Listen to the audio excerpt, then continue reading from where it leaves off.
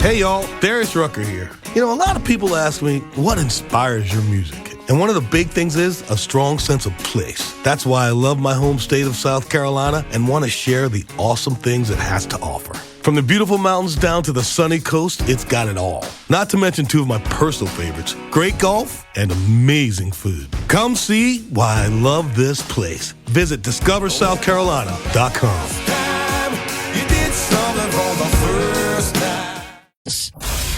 Hey guys, time to get in on the action for the biggest moments in basketball with Prize Picks, America's #1 fantasy sports app. Just select 2 or more players, pick more or less on their projections, place your entry, and win up to 100 times your money. Right now, Prize Picks will match your first deposit of up to $100. Just download the Prize Picks app and use the code GET100. That's code GET100 on Prize Picks for a first deposit match of up to $100. Prize Picks. Pick more. Pick less. It's that easy.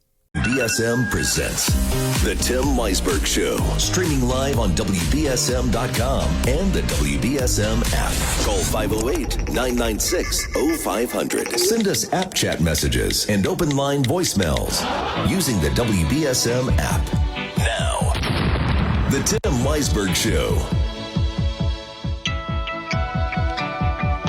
And welcome back in hour number 3 here on Friday morning. And listen, I know it's a little bit cold today. It's a little bit chilly to start off the day, but it's not too cold to start thinking about gardening. No. Although the frost warnings probably have people a little bit concerned about what they've already planted. But we have joining us Sarah Santos from Bloom and Blossom Fine Gardening here in Fairhaven. And good morning, Sarah. How are you? Good morning, Tim. I'm well. How are you? I'm doing all right. So first, before we get into gardening, tell us a little bit about Bloom and Blossom and what it is that you do there. Yeah. Well, we're a local fine gardening company. Fine gardening is is separately divided from landscaping specifically, and that we really do fine detail work in the gardens. Sometimes people think gardens, they might think formal gardens, but really it's your mulch beds that have your ornamental trees and shrubs, that have your perennials, or that you may put your summer annuals in. And those plants require a different level of care. They really do. Most of them shouldn't be touched with hedge trimmers and shrubbed, if you will, in the traditional way. A lot of times azaleas, which are about to pop now, people don't realize that they actually have azalea shrubs because their landscapers hedge them before they bloom. So I've had clients where I'm like, wait, no, we're not going to do these yet. We're going to wait a month. And they realize that their house is surrounded by color if they just wait a month to do their hedge trimming. So it's just detail work like that we do, or that we bring to the client's home. We do a lot of vegetable gardens as well. We do annual flower gardens. We specialize in roses, hydrangeas, which is big here and on Cape Cod. There's a lot of different varieties. There's been a lot of hybriding of things in the world, period, and hydrangeas have been no exception. So there are lots of mixed varieties and old varieties and new varieties. And if you don't understand what you have, you could prune it wrong and you could be cutting off your blooms before they come. And that's a big thing for us that we see with our clients. And when they bring us in, they're like, we have these hydrangeas and we only get a few flowers every year. And come to find out, it's because they're cutting them back every fall. And in the fall is when the bloom sets for the next year. So there's a lot. And that sounds like perfect for like somebody like me who works and also has no idea how to do any of this, but would say, man, I would love to have this property look a lot better. This is a way that you can come in and do that for them so they can enjoy the garden without, having to start from scratch with the knowledge base and not knowing anything and as you can probably attest to, it's very hard to get things right the first time you try it. So somebody who says, I think I'm going to put in a garden, if they don't consult somebody like you, then they're probably going to go through a lot of trial and error before they get what they're looking for. You certainly can, especially, soil is a big deal. There's a big difference between dirt and soil. And a lot of times you're starting with dirt. And there's not a lot of nutrition in there. And your plants need nutrients to survive. So it really depends on what's there. Or you could have a really nutrient-dense soil, but of one specific nutrient that might really not be friendly to what you're trying to plant there. And we can alter all of that. There's simple tests you can do. You can send your soil out for deeper testing. But either way, we can figure that out. Sometimes you can't tell what nutrients are in it by looking at it, but you can sometimes determine soil health by looking at it. So sometimes just bringing in a trained eye of someone who literally has their hands in the dirt all day can kind of tell you, I think we need to add some stuff here. We need to do a little testing. Maybe bring some compost in, something fresh to break down and feed as it's going through its life cycle in the season. And you mentioned the difference between what you do and what a landscaper does. And I would assume, a landscaper comes in and can kind of set things the way that it looks for, but you can get in there and do kind of the weekly care, the day-to-day care that's needed. So I try to have a really symbiotic relationship with the landscapers that work on the properties that we have. I find a lot of them are actually kind of relieved to have us there because they do such a broad, sometimes, scope of things. I kind of break it down simplistically and say, we don't do lawns and leaves. And that's basically kind of where it's at, mostly because, one, leaf mulch is really good for your garden beds and you shouldn't take your leaves out in the fall. That said, it's for aesthetic reasons. A lot of people don't like the look of leaves in your beds, so you leave them. That said, you don't have to leave them on the grass. Those guys are great for that. They're also great for edging. They're great for, large scale stuff. I really like working in combination with the landscapers. But again, we're detail work. I'm going to hand prune. I'm not going to use hedge trimmers on, most things. We go in and remove the dead wood. You'll see a lot of the blooming weeping cherries that are out right now. And a lot of them look like umbrellas. They just stop. And there's no motion in them, and they shouldn't look like that. They should be tenderly. They should blow in the wind. They should move. But what happens is the landscapers just hit them with the hedge trimmers, so they all end at the same place. They're not removing the dead wood from the previous years, and they're not allowing for any of the natural growth to kind of hang and look pretty and look natural and real. So things look very stiff. So we look to bring motion back into the property. We look to bring, we really want to deliver a sensory experience. We want you to, have wonderful smells. We want beautiful colors, textures, things you can go touch. There are some plants that literally, if I could make a pillow out of it and sleep in it, I would. Wormwood is one of the softest things on earth. So there's some really cool ways to, add interest to your house. Even if you don't want flowers, we can bring textures, we can bring scents, we can bring herbs.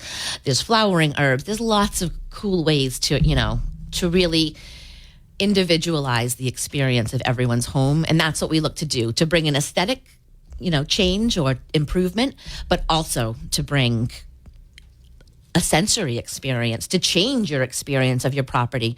Most people, when they walk their property with me, they see everything very differently. And that's a good thing. You're more aware of what you have or what needs something else to thrive.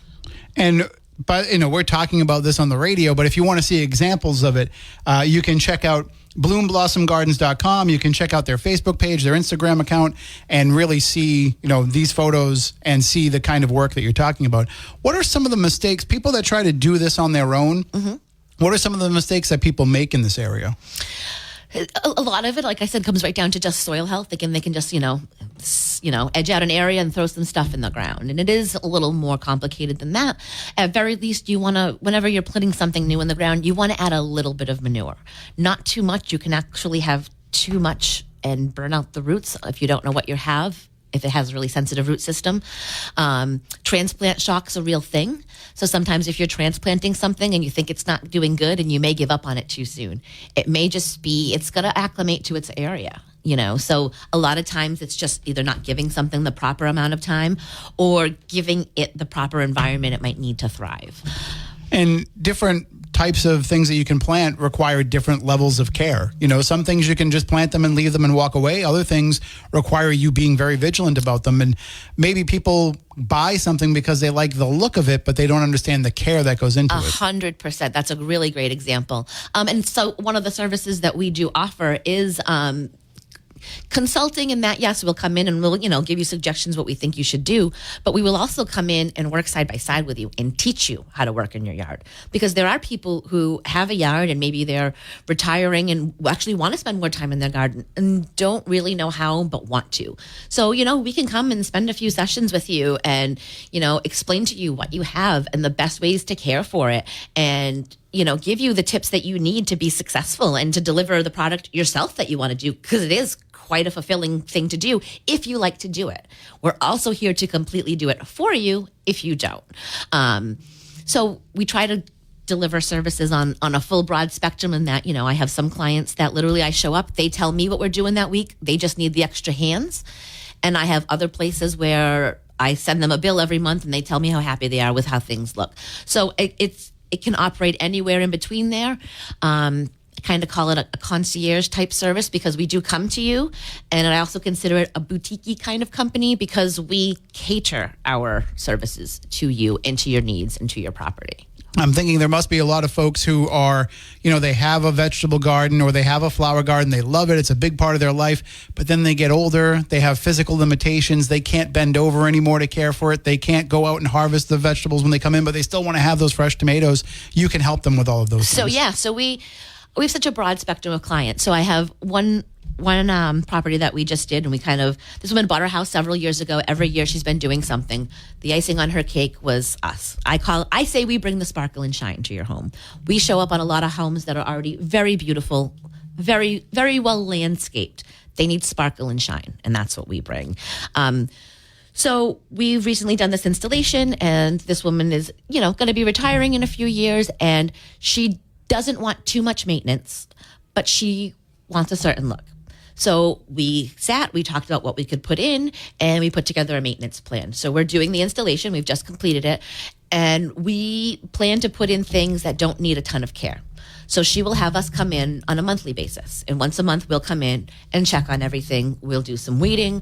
We'll prune if anything needs pruning. We'll take care of whatever needs taken care of. That said, if she had a more variety of plants or wanted different things, then we would tailor our maintenance plan to that. So we have clients that we go to every week, bi-weekly. I have an estate in Bristol that we're there 2, sometimes 3 times a week. It's a really large property. They have garden rooms. So there's levels of care almost all year long on a property like that. That must be so fun and exciting for you, though, to get to go to all these different types of places and handle all these different types of accounts. Well, that's what I love, because I get to do everything I love in completely different ways. And for me, I actually really love the challenge of working in the parameters of working within the customer's parameters. I know what I like. I have my own gardens. I can do what I like in my gardens. I want you to give me the parameters of what you have, and challenge accepted. I'm going to go and figure that out for you. And when I meet with my clients, I always tell them it's really just as important to know what you don't like as to know what you do like. And some people have a clearer understanding of what they don't like than what they do like. And that's okay. Because there are lots of flowers that look like each other. And if I know what you don't like, I'm not going to install something that looks so similar. You're going to ask me why I installed the thing you don't like, So I try to really get to know my client as best as I can in these situations so we can deliver for you. Because I'm not trying to make myself look good in what I can do. I know what I can do. I'm trying to make myself look good in giving you what you want.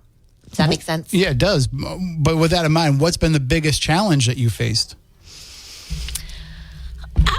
I really have a hard time answering that because I feel so blessed in that so far my clients have been really wonderful. We seem to be pretty communicative up front. So there's really a clear process as we go through things, a clear understanding of what the process is. I guess I would say biggest hurdle would have been we recently, last year, did the Wash Ashore car wash installation over there. That was our first big commercial installation. So my first time having to really work around other contractors that I haven't hired. So that was my first, I guess real big challenge since we've opened the company is, doing a big commercial project and having to not be the GC ourselves. Because for the most part, if we install a garden, we're overseeing all aspects of that. Even if I got to bring in stonemasons or someone else to do something that's out of our scope, I'm still overseeing that. So it was very different being, just a cog in the general machine versus being the machine. It worked out well, though. It looks beautiful. It does. There. All the tulips are popping. We put in between, I want to say it was about 760 bulbs throughout the whole property between daffodils, hyacinths, and tulips. The tulips are now popping. So, and the thought is that, they'll multiply each year and that we'll have some place in Fairhaven that has a real visual pop in the spring. You go all through Westport and Dartmouth, and there's all these areas with just daffodils everywhere. And I feel like Fairhaven, fair is in our name. We're supposed to be the most beautiful place here. So I really just want to bring some beauty to our town, to our street sides where we can, and to all of our lovely homes. Well, there are probably some people here that are listening and saying, I want to hire you and I want to have you come and at least consult and talk about what we can do here. How can people reach out? BloomBlossomGardens.com. That's our website. Bloom Blossom Gardens is our Instagram, our Facebook, and bloomblossom@gmail.com is our email. Please reach out. We do everything from just installing summer annuals, window boxes, and containers. If you like summer annuals, you can go through my catalog. I can order them and deliver them to you. You don't have to go shopping for them. Or, talk to us about a maintenance program or an installation project where we either come transform or install gardens for you. And so the thing is you have that knowledge. So people can talk to you about what they want to plant, and you can say, well, I see that you have a small dog and maybe this isn't the best thing to have because if the dog eats it, it could cause a problem. Yes. And maybe this is going to bring, you don't like spiders, well, these are going to bring in some spiders, so you might not want to go with those. So true. We have a small farm we're working with. They've been rebuilding their farm slowly, and now that they've got all the structure in place, now they want to bring the aesthetic design to them. So we're going in and we're being mindful. Azaleas can make goats sick, so we're not going to put any azaleas in.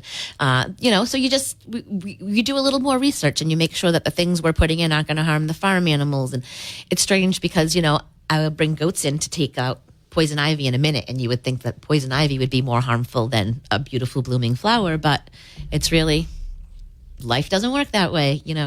I actually had somebody that reached out and said, hey, do you know any goats? I need some goats to come to my property. I was like, for what? Like to help with some of the landscaping. Yeah. So just before we let you go, I know this is like asking a mom to pick her favorite child, but do you have a preferred flower? I absolutely do. And anytime, and it's the same as any mom, if whichever kid she's with is her favorite at that moment, I'll be in front of something. I'm like, oh my God, this is my favorite. And then we'll go another aisle and I'll be like, do you see this? This is my favorite. I'm going to throw, I love tulips. This time of year, I really do love tulips. They're so spectacular.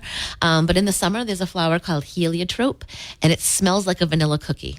It's just absolutely delicious. And it's a really pretty purple flower. It smells delicious. You haven't actually tasted one? No, I haven't tasted it. I wonder if it, lots of things go into spices and become delicious. So maybe that's one of them. But it does smell quite lovely. So it's great to have in window boxes, especially near your kitchen or, where the air flows into your home. Just it's a lovely flower and it smells delightful. One more time, just tell everybody how they can reach out. BloomBlossomGardens.com, BloomBlossomGardens@gmail, Bloom Blossom Gardens, Facebook and Instagram. All right. Well, Sarah, thank you for joining us. And hopefully some folks not only reach out to you, but they send us some photos so we can see the work that you've done. Oh, that would be great. All right. Well, thank you so much for your time, Tim. We got to take a break here. We'll be back in just a few moments. Let's take a phone call here before we go into Phil with the news. Good morning. You're next on WBSM. Well, I don't have much time then, so I'll call back. Okay. You sure? We got about 2.5 minutes. Oh, 2.5 minutes. Okay. Tim, Spooky, I like you and you're Mr. WBSM, but I have to respectfully disagree with you about these Zoom meetings. To me, it makes democracy very remote, and that's what they want. They love you around election time, but when it comes time to give an opinion, whether it be Gilly or Carlos Felix or Catherine, and if it's something they don't want to hear, they just don't want to hear you. And I give you credit for calling that clip up the other day for Chris McCarthy, because I think it kind of showed how Mr. Choquette was stifled from comments by Representative Morad. Again, we need things to make democracy more lively and more participatory.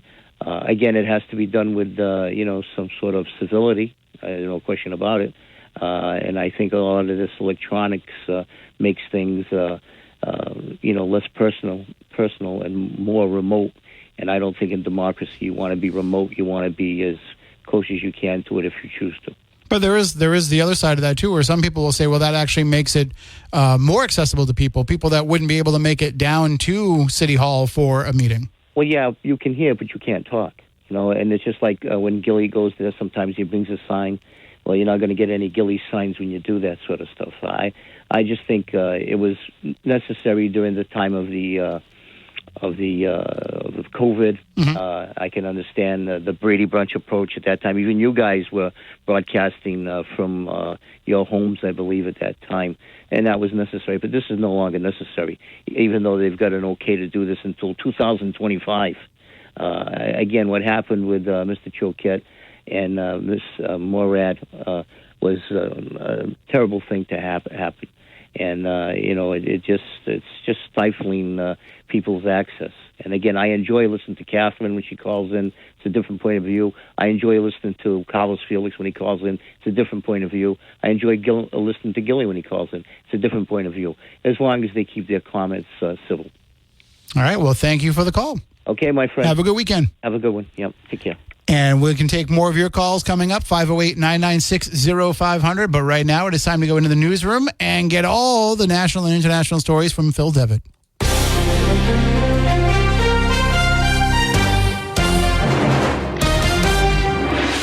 Arrests across the United States over Gaza protests. Trump's hush money trial continues in New York.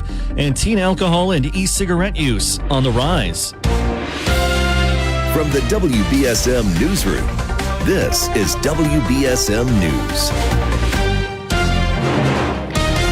Hundreds of people across the U.S. have been arrested in the past 2 weeks for protesting the Gaza war. NBC's Liz Krutz reports. Coast to coast, growing protests on more college campuses over the Israel-Hamas war, from George Washington University to Northeastern to Emory and Atlanta, where police in riot gear clashed with demonstrators.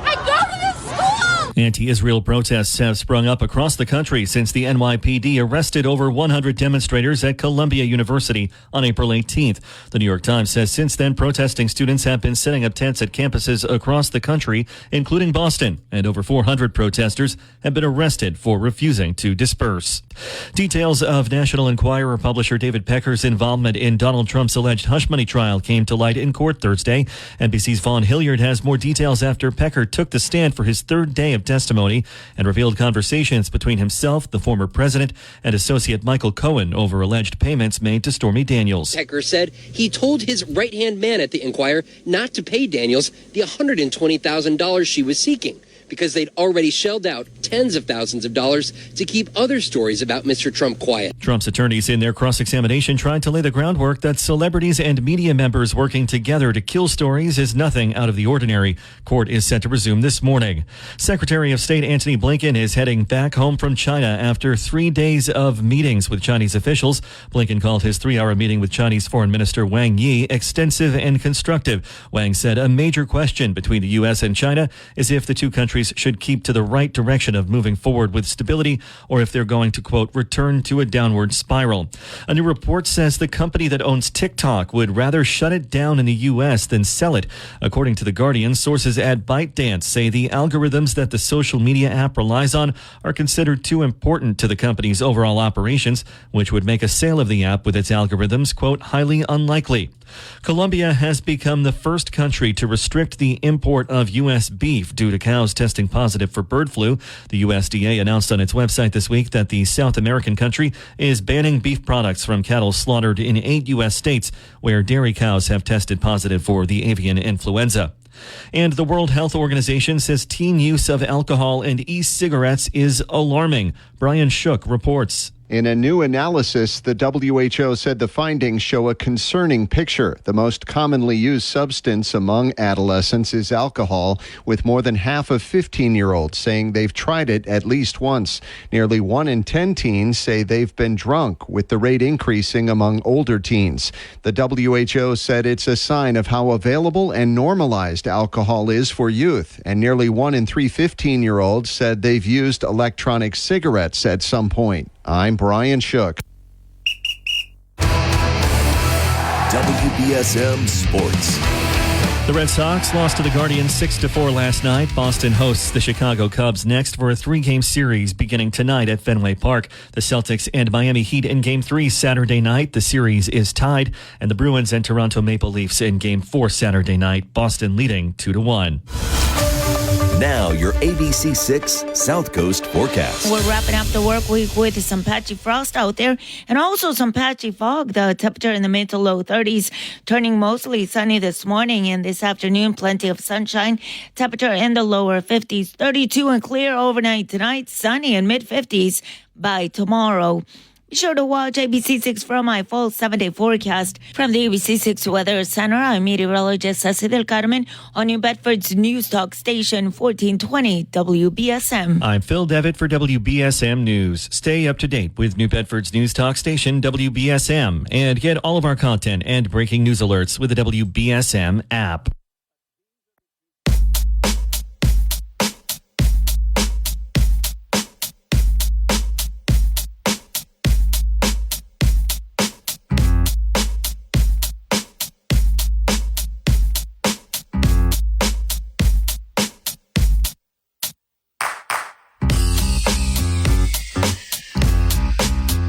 Welcome back in. It is time to check in, as we do each week on Friday, with Eric over at the Butcher Shop. Good morning, sir. How you doing?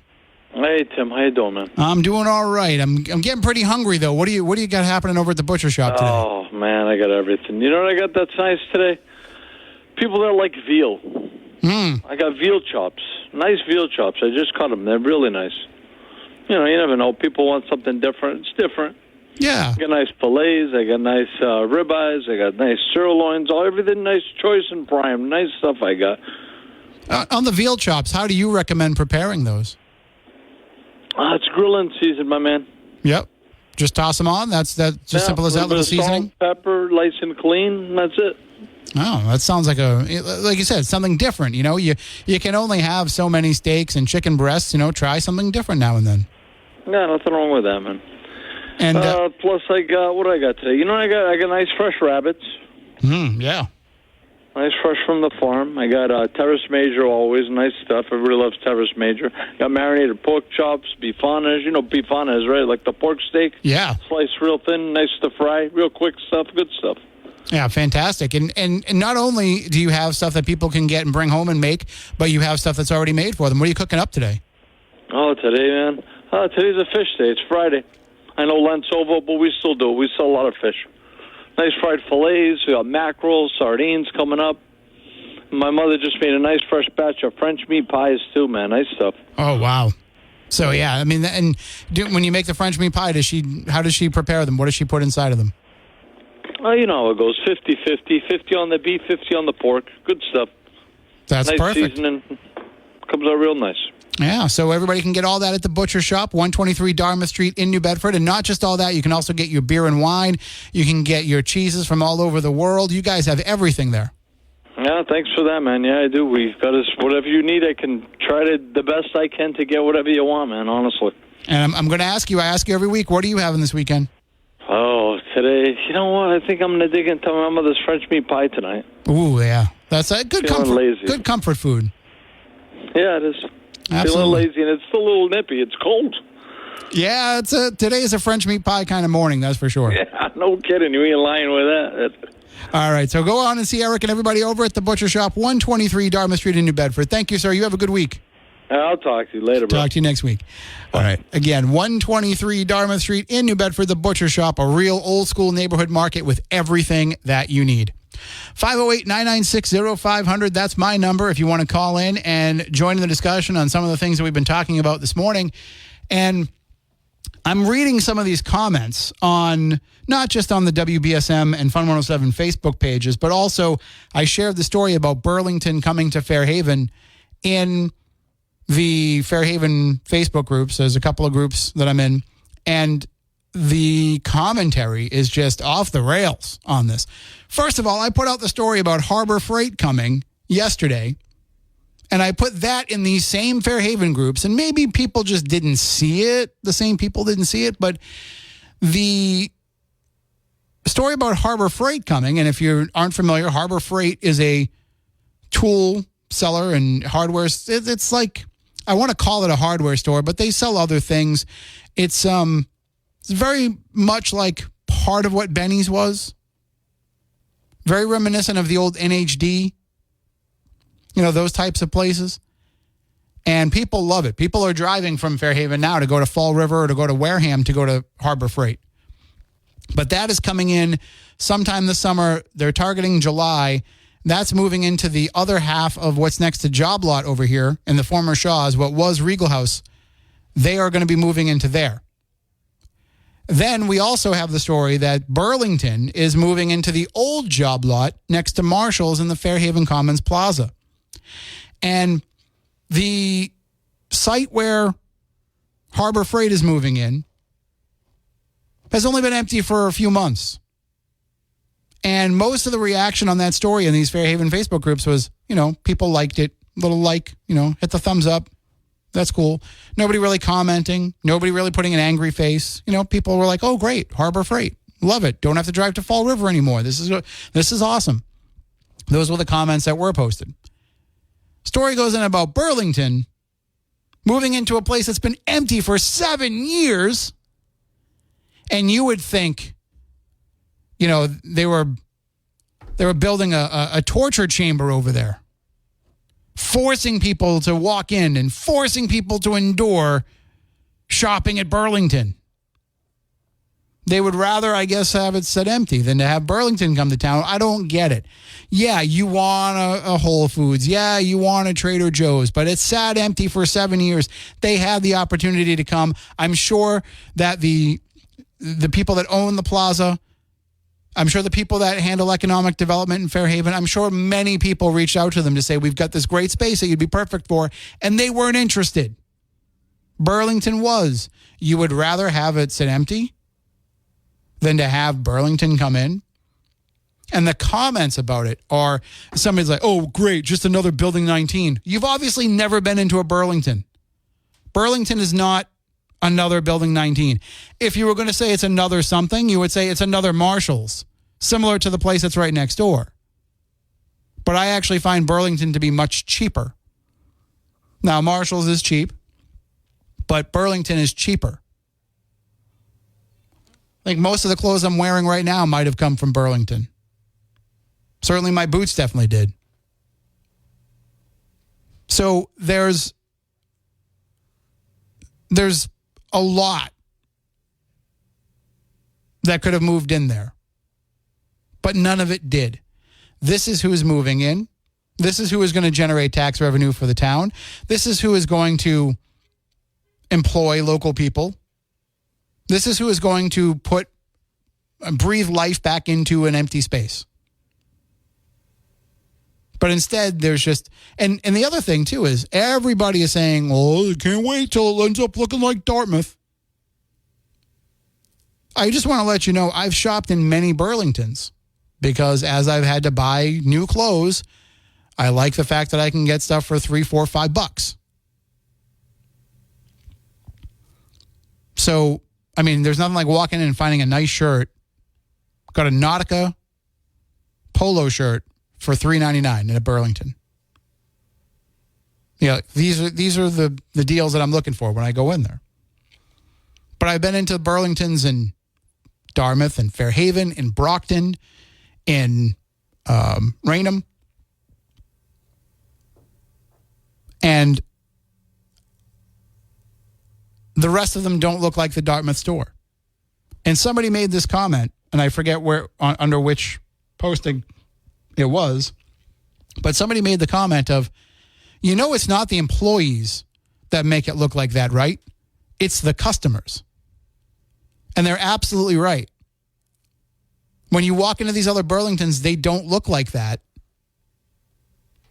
because the people that go in and shop there apparently have a little bit more respect and don't throw things and drop things on the floor. Now, I know that's going to happen to some degree in every store, and other stores might have the actual employee staffing level to send people around the store and clean that up, but it looks like apparently the Dartmouth one does not. Every time I go in there, it seems like all their employees are working the register because the line is so long from people going there and shopping. But as I said, I went into the Burlington and Dartmouth a few weeks ago, and it was nice and neat and everything was in its right place and nothing was on the floor. So I think that's how they want the store to look, but they just don't always have that ability. And maybe, I've never been there when it first opens, but maybe every day when it first opens, that's how it looks. Nice and neat and everything where it belongs. And then within the matter of hours, when people come in and throw stuff on the floor, that's how it happens. So I would say it's less about the store and more about the people that shop in it. It's less about the fact that the store's business model isn't let people come in and throw things all over the floor or leave things all over the floor. Nobody wants that. The problem is the people that come in there act like animals when they get in there. Running around, grabbing stuff, dropping stuff, throwing stuff. Oh, I decided I'm not going to get this. Let me just throw it anywhere on the shelf. So perhaps that doesn't happen in the Fairhaven store. But I wouldn't be railing against a business that is having success right now. They're actually expanding when other places are closing up shop. When other places are shutting down, this place is actually opening up new locations. 508-996-0500. Caller, hang on. I just want to take this break, and then I will take your call as soon as we get to the phones. 508-996-0500. Good morning. You're next on WBSM. Hey, good morning, Tim. How are you? Good. How are you? Good, thanks. You're absolutely right. Sometimes it baffles me. I don't know really what's wrong with people in this area. That freight store that's coming, the one like they have in Fall River. I think, number one, that's a great store. As a female, I've been in there sometimes to Fall River to look for certain hardware things that no longer around here, like Sears. There's no Sears, so you can't go there to find certain items like that they have there at the Harbor Freight. So I was kind of glad when I saw that they were coming down to this area. The Burlington Co-Factory, listen, I'm a person who I go to a lot of different department stores, and like I go to Taunton, I go to Fall River, I go to Wareham. I mean, I go everywhere. Whether it's TJ Maxx, Marshalls, Burlington, Target, whatever.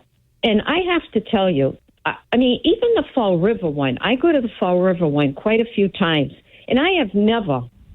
To be honest with you, I have never seen anything like the one that's always over here in Dartmouth.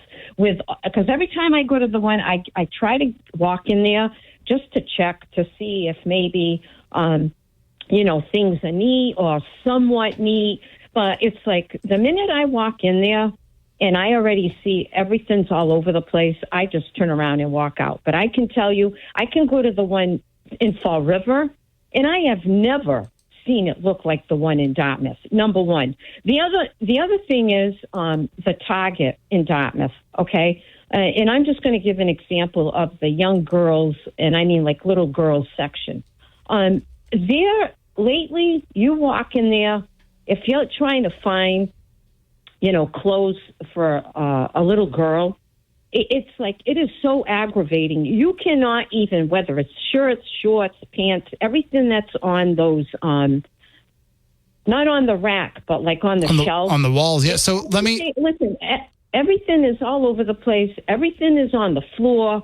I mean, I go to the Target in Wareham. I go to the Target in Taunton. I never see that like that at all. Well, let me tell you, last week I went, or maybe the week before last, I went into that Target with my friend Stephanie. We had been out, and she said, I just got to stop at Target on the way home and grab some pants for my daughter. And we went into the little girl section, and we're trying to find a pair of jeans on that wall, and everything is shoved in the wrong spot. Nothing's in the right place. I mean, it's exactly the way that you were describing it. Yeah, and in the shelf, like the shelf spaces where the things are folded, like everything's like in mounds, everything's on the floor. And again, I understand, like a lot of these department stores are short-staffed, but what I have a hard time understanding is I'm sure it's not just the stores in Dartmouth that are short-staffed. I'm sure, the Target in Taunton, in Wareham, I'm sure because whatever, policy that they have as far as hiring people or don't want to hire people or whatever. But people around here, I don't know. And, I'm not even going to say what I feel. They, like you said, they just have no respect. Their kids are throwing things around. I see kids running around. They're pulling. I mean, I've even seen, like, in the toy department with the stuffed animals. They just literally, it's like they're not even looking at the stuffed animals. They just go there, they pull everything off the shelf and, like, just throw everything everywhere. And, it's really a sad situation. And I don't know why people are getting upset about one opening up in Fairhaven, because it's better to have businesses in these vacant buildings than to have them just sit there with nothing, because at least people have the chance to go and, try to find something if they need it. But anyway, but you're absolutely right. I mean, it's just there's no respect. I don't know geographically what the issue is around here. And maybe that's one of the problems why a lot of these other places don't want to move into the area, because maybe they know something we don't. But anyway, Tim, that's my opinion. You have a good day, okay? Thanks. You as well. Take care. And I do have to take a break here, but maybe we can squeeze in a few more before we run out of time. And Chris McCarthy's coming away with South Coast Now. He's going to be talking some more about that finance committee meeting and playing some more clips for you. But right now, I got to take a break. All right, we are just about out of time. We've been getting some app chat messages from folks who are asking about the cash code. I'm sorry, I can't give you the cash code if you missed it. As much as I would like to help you out and give you that information, I also like my job and I don't want to get fired. That would be cheating. That would be helping you cheat, and I would get in trouble. So, unfortunately, I can't give you the code if you missed it, but what I can say is don't worry. We've got 9 more codes coming your way today. We've got 9 more chances for you to win $100 cash or also be entered to win the $30,000 grand prize. Today is the final day for Win Cash. So, unless you have been playing all along and this is just wrapping it up and you've got all those chances in there, it's still not too late. You can still have 9 chances at 30 grand by listening, getting those codes and entering them at WBSM.com and on the WBSM app.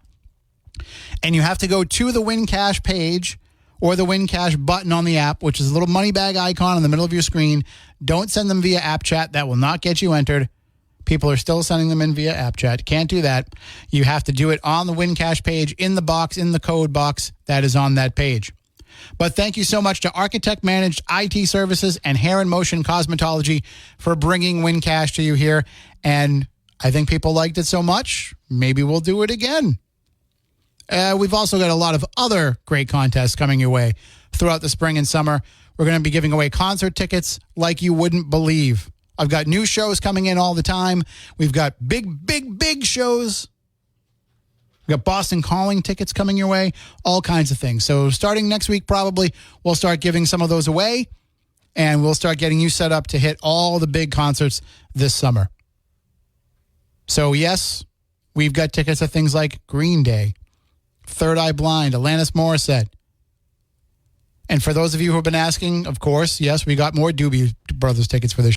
Hey guys, time to get in on the action for the biggest moments in basketball with Prize Picks, America's #1 fantasy sports app. Just select 2 or more players, pick more or less on their projections, place your entry, and win up to 100 times your money. Right now, Prize Picks will match your first deposit of up to $100. Just download the Prize Picks app and use the code GET100. That's code GET100 on Prize Picks for a first deposit match of up to $100. Prize Picks. Pick more. Pick less. It's that easy.